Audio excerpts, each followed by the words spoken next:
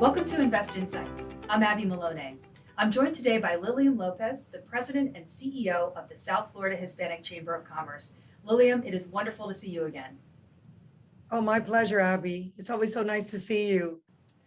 Liliam, you founded the South Florida Hispanic Chamber of Commerce, and under your watch, it has grown to be one of the most influential in Florida. How is creativity and innovation mission critical to keeping members engaged and the chamber growing?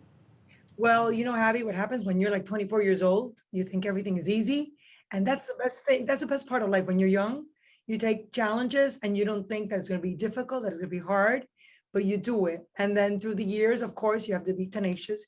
You have to be strong. You have to develop skills that come along through the years. And needless to say that it was difficult, very difficult for many years. And but with creativity, I think is a word that sometimes, like for me, it was always, I would always think about myself, I'm not creative. And then I'll never forget that I met this lady who was a top professional. I'm not going to give her name or anything, just for privacy reasons, but she was an important lady in the community. And I told her one day, I'm not creative. I don't know how to draw. I mean, I play the piano, but I don't know how to draw. I don't know how to do this. And then she says, no, you know what? You're very creative, because the fact that you have built an organization from scratch as a Hispanic woman that has grown so much throughout the years, that means you're extremely creative. And then from there on, I said, oh, okay. So then I felt creative, because at a point in time, there was a moment where I said, I'm not creative, but I never thought of it that way. And she explained it to me. And I'll never forget that creativity comes in every way, shapes, and form. And I felt very good about it. And I think then the creativity has been to be able to get people in a room, to get people to participate, to do business amongst each other. And that, I think that's probably, I think maybe that's what I do best, that I'm able to tell people, members, that we have this event, we have this conference, and everybody just flies. Like now we have events coming up, they're all full packed, RSVPs, and I still get in the morning people calling me, is there room, Lily, is there room? And I said, I wish I would be able to say yes, but unless you stand outside and wait to see if there's an open vacant seat, then you can come in. So for whatever reason, I mean, we must be doing something good when all of our programs and all of the events that we do are really always with a lot of support, not only from small companies, large companies, medium-sized companies. And that makes me very happy to see that what I started as a dream as a young lady has become an organization that's ranked one of the 5 top Hispanic chambers of commerce in the United States of America. Well, Liliam, I can attest that you are a networker and your events are bar none, but obviously the pandemic changed that. One of the ways chambers of commerce pivoted over the last 2 years was by providing clear and concise information to their members and serving as networkers, getting businesses what they needed. Were there any specific considerations or obstacles that you think Hispanic businesses may have faced throughout, and how did the chamber innovate to meet those needs? Yes, Abby, it was so interesting because at the moment we all froze, of course. That was beginning in mid-March of 2020. We had to close. And imagine me, I'm a communicator. I mean, I write, I've written for magazines. Now I have a column in the Miami Herald once a month. And so I'm a communicator. I've done TV for 10 years. And now I started doing the Business Minute with Liliam Lopez, which is a digital show as a result of the pandemic. So talking about creativity, I said, okay, I have to connect with the members. How could this be? Everybody's home. What's happening? And then I started doing small messages like every 2 or 3 days, and just sending it out to the membership. And eventually I said, okay, we're going to do this. We're going to do it. We're going to go virtual. We're going to start doing a lot of events and conferences, and with the support of many board members like Felipe Basuto and our chairman, Roland Sanchez Medina, and so many others, Jose Perez de Corcho, Michelle Febres, our vice chair. We said, okay, let's start, let's regroup, let's do it. We're going to do a digital platform. We're going to have many speakers. We had Senator Marco Rubio. We had former superintendent of Miami-Dade County Public School, Carvalho. At that moment, it was Miami-Dade County Mayor, who is now Congressman Carlos Jimenez.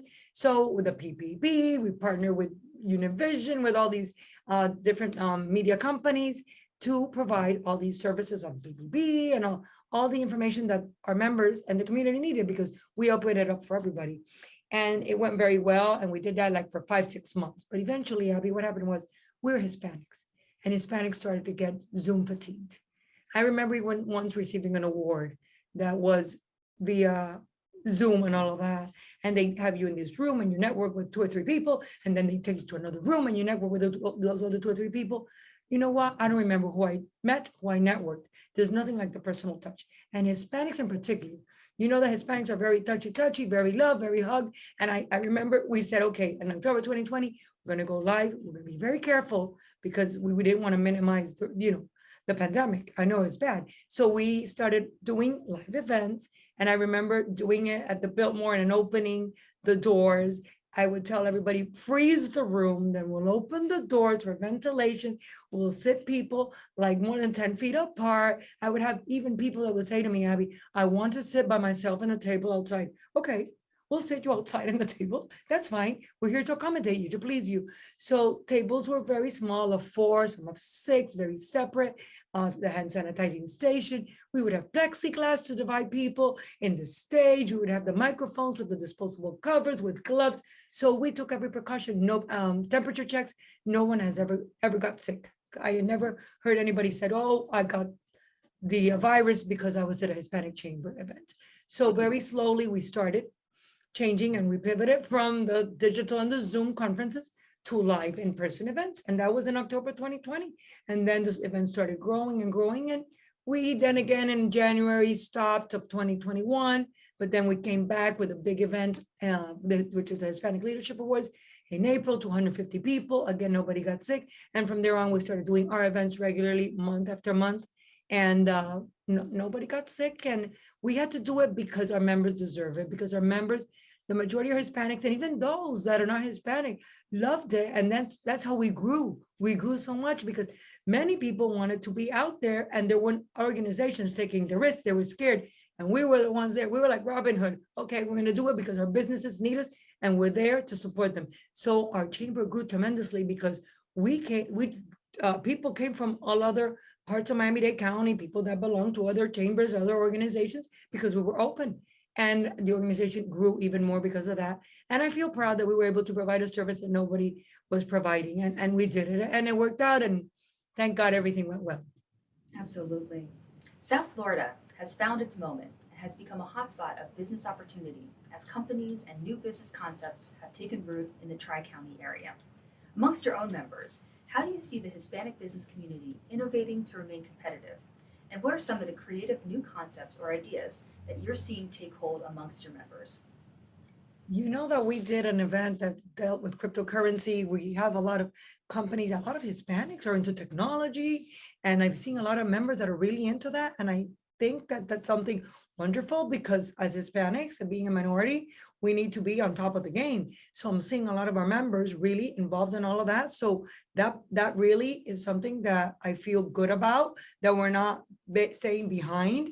And so many members are really involved in everything that deals with cryptocurrency, the technology. And at the same time, I see, Abby, that things have changed so much that there's a lot of people that have become, like you said, very creative, very innovative. And they're doing things that they never thought they would do before. So that's why there's a lot of people that are looking for employees and they're not there because they are creating their own businesses. They realize with this pandemic, hey, you know what? Life is short. And I had this dream and I never pursued it. I'm tired of being, a worker for someone else. So I'm going to start my own business. And we've seen a lot of those during these past year and a half. And it's because people thought the way I think we all think.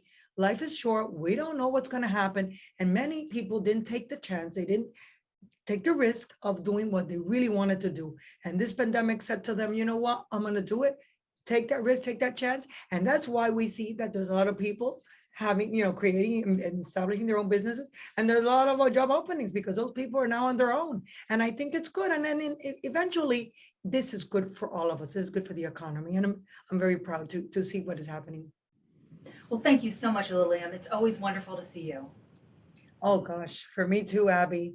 I admire you. I mean, the Invest Miami is such a great magazine and you're growing and growing. And I remember when we spoke the first time and you told me, well, I started this. I said, oh my gosh, this is amazing. A nice young woman like you. And at the same time, I congratulate you because you're so down to earth and you're so open to everybody in the community. And that is really something that really touches my heart. And I'm very happy to work with you. I'm very happy that you have invited me to be here today. I'm very happy and honored that you have featured me in Invest Miami. And you know that we are here to help you and to help everybody in the community. So thank you so very much for this opportunity. Liliam, I could say the same words about you. As a female entrepreneur, I very much appreciate what you've done, and you've built such a community to be admired throughout the state, really, and even further afield, the nationwide. You are always so active and so positive and so enthusiastic, and again, it is just so wonderful to see you. Likewise. Well, that was Liliam Lopez, the president and CEO of the South Florida Hispanic Chamber of Commerce. If you enjoyed this video, don't forget to like and subscribe to our channel to hear more CEOs and thought leaders share their opinions and advice on today's business climate. Until next time, I'm Abby Malone, and this has been Invest Insights. Thank you for tuning in.